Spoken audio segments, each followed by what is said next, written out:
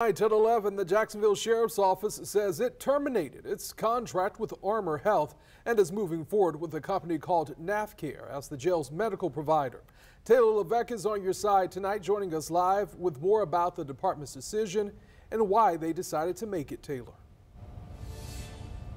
Yeah, this announcement of this decision comes after the death of a man who was released from jail back in November. His family says he needed medication while he was locked up, but he never got it. Sheriff TK Waters says he's been thinking about this since November, but waited until Mayor Donna Deegan was sworn into office.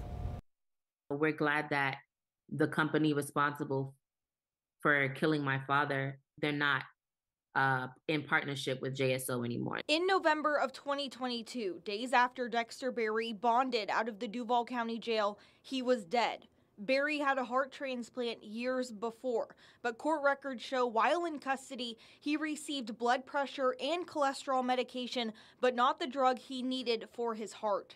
Berry's daughter, Janelle King, says the autopsy showed he died from cardiac arrest.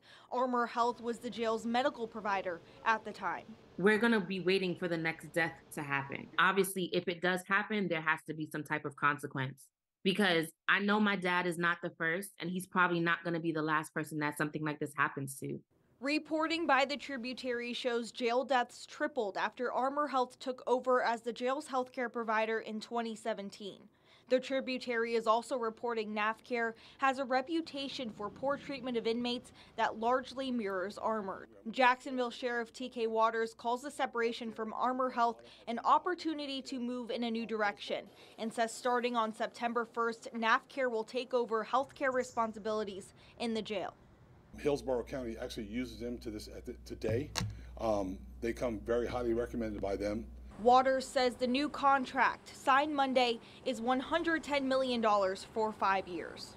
Our contract has things in it to make sure that we are safeguarded, our community is safeguarded, and our inmates are safeguarded.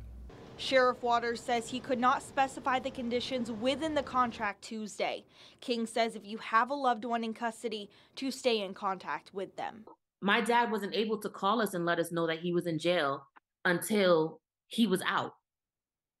So we don't want this to happen to anyone else. Berry's daughter and their family attorneys say they are working to prepare to file a lawsuit against Armor Health. We reached out to both Armor Health and NAFCare, but did not hear back as of Tuesday night. Live in downtown Jacksonville, Taylor Levesque, First Coast News, on your side.